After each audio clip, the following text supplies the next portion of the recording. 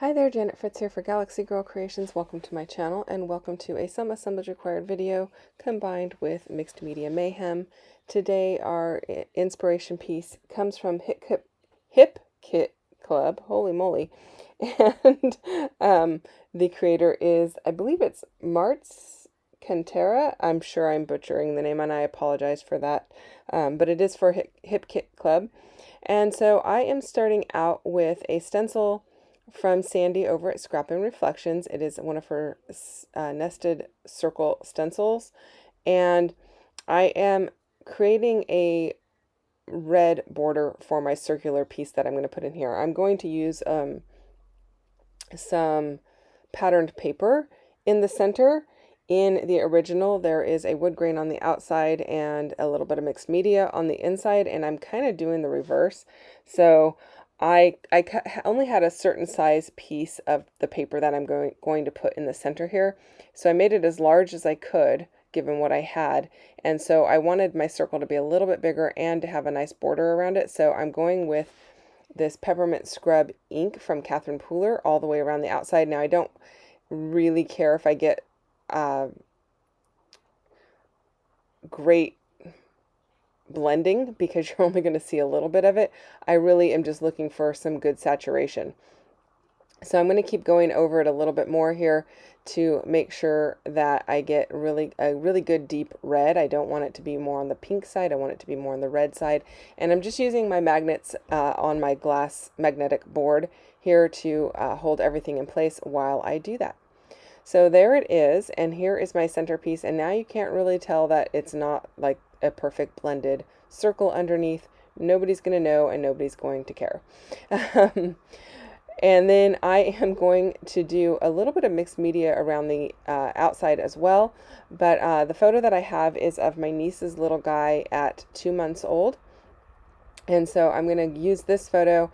I wasn't really sure what I was going to do with it at first, but it took me a little bit of time to kind of put it together in my head. But once I figured out what I wanted to do, I think it comes out really great.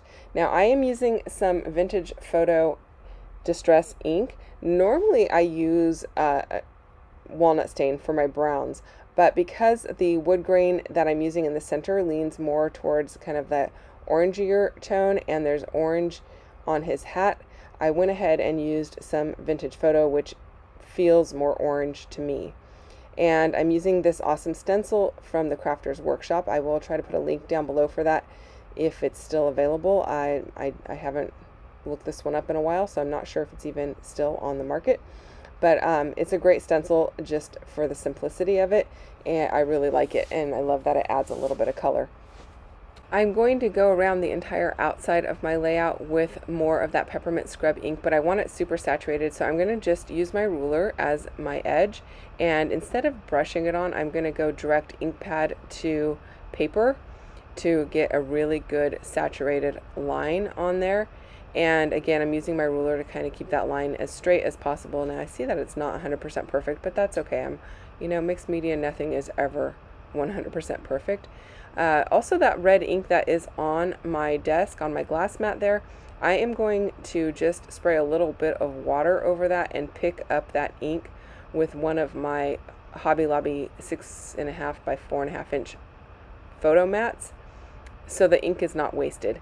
And then I will just put this in my bin of scraps that have all my warm colors in it, and it's going to be great because I'll use it like down the road for tags or flowers or something like that I die cut out of it, or even as a photo mat. So I did pull out some tags here, and I went with the more neutral colors, that craft color, and then the one that's a little bit darker is actually a bit orange, and it really matches his hat well. It doesn't really look like it in the photograph, but it really does a great job of matching his hat. Now I am using some pieces from the January release from Some Assemblage Required.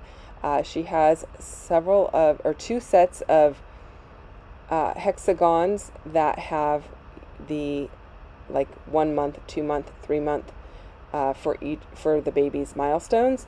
And so I am using one of the sets here, and it just says 2 months on it, and I think it's really cute. I think it also has maybe a little bee on it and some little hexagons, and that's going to be perfect.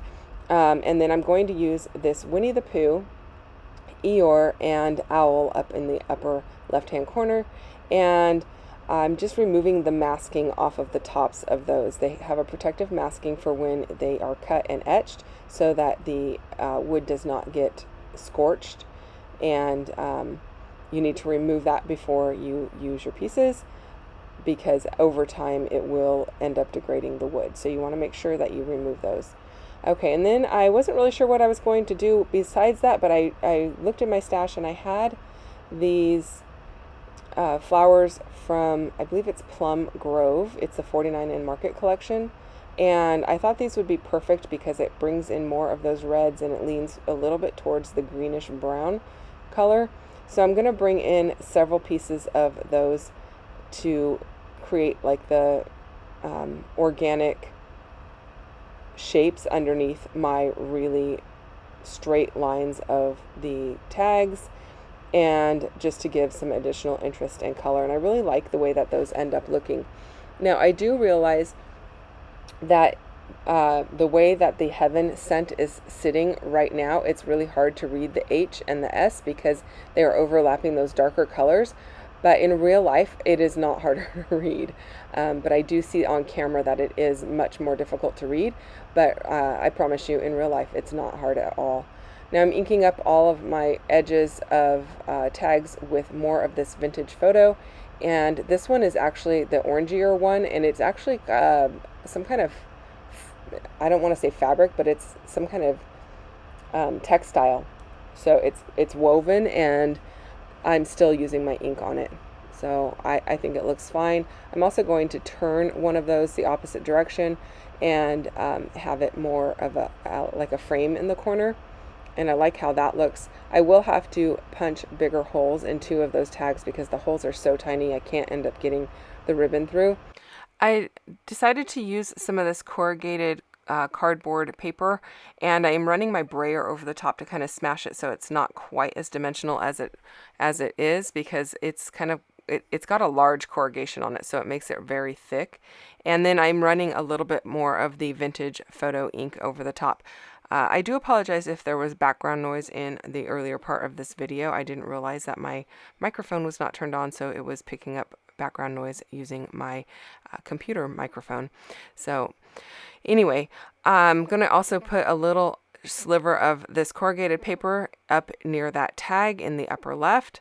And I'm liking how that's looking. I really enjoy the addition of the texture, and pretty happy with how it's coming out. Now, originally I was going to use this ribbon, or it's not really ribbon, it's kind of a textile that's off in the bottom left hand corner there. I was going to use that in my tag. You can see I put it in the tag in the top there, and I'm sticking it through this one, but I don't end up going with this particular one. I end up using it more as a texture than as a tag, and I really like the way that it looks better, because I'm going to end up bringing in a tag that's got the blues and the grays that are in the title piece and in his blanket, and so that's going to kind of bring everything together at the end of the day. And still going to be able to use that dark brown textile or woven piece as a piece of or as a layer to add more interest, and I really like how that's looking also. So I'm just kind of playing around with that. The ribbon that I'm using does have a wire in it, but I pulled the wires out of the edges of it as much as I could. The wire was so thin that as I was pulling it out, it would break. And so I don't know that I got all of it out, but I pulled that out, and I am going to just tuck those into the little holes there, and not cutting a special edge on them like a diagonal or anything, just because they want to fray no matter what I do. And so I just left the edges kind of straight and let them fray with the imperfection of the mixed media and the corrugated cardboard and all of those good things. I don't mind if it has a little bit of frayed edges on it, and rather than fighting it, I'm just going to let it be. I also did use a little bit of twine to tie those off, because they're kind of bulky if I tried to tie them into a knot on their own. So I just used a little bit of twine to tie the two ribbon pieces together at the top of each of those tags. So I'm happy with how that's come out. I also like my stripes of my circular piece there on the diagonal, because it's kind of leading your eye from the upper left to the lower right to where his photo is. And that is how we read, right? Left to right. So to me, it always makes more sense if I start in the upper left. There are times when I will do a diagonal on the reverse, but it is a kind of a go-to design just because of that. It makes it really easy for your eye to follow the layout and bring your eye down to the photo. And I'm pretty happy with how that is coming out. Now I'm just layering up a few of these pieces of foliage. I think that looks really good. I probably should have put all of that just a half an inch down on the layout. It's a little bit higher than I actually had intended, but it all works out okay thanks to all of the foliage that I'm going to tuck in here, and the way that the Eeyore piece is going to sit in here. I wanted him to stay within the circle, so it all works out at the end of the day, and I'm pretty happy with the way that it came out. Now, the other things about these wood veneer pieces is that they are adhesive backed. They're really thin, 1/8 of an inch thick, and adhesive backed already for you. So you just peel the backer off and you're ready to go. I highly recommend them, and I will put links to them down below so you can go and check those out in the shop. The Heaven Sent piece is an older piece from Colorcast Designs, which is no longer available, so I apologize that you're not able to get your hands on that, but you can still get the Winnie the Pooh items, and I believe you can still get the monthly 1 month, 2 month, 3 month milestone hexagons from MK's shop, so there will be links for those also. And while we are talking about, or while I'm adding all of these things to the layout, I want to remind you that there is a playlist link down below for Mixed Media Mayhem, so you can go and check out what everyone else has done to lift today's layout. Also, there is a Facebook group for Mixed Media Mayhem that you can go and check out, and you can see the upcoming inspiration pieces for it, and get more inspiration there.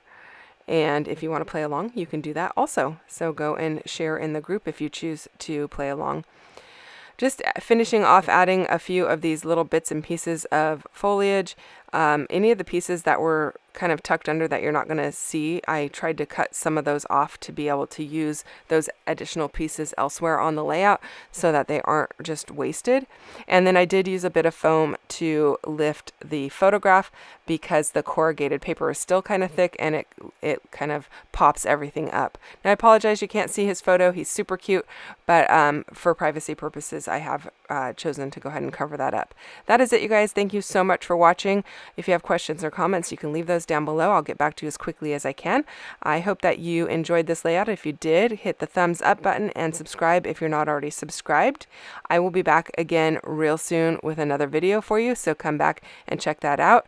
And you can hit that bell for notifications if that's of interest to you. I'll see you soon. Bye-bye.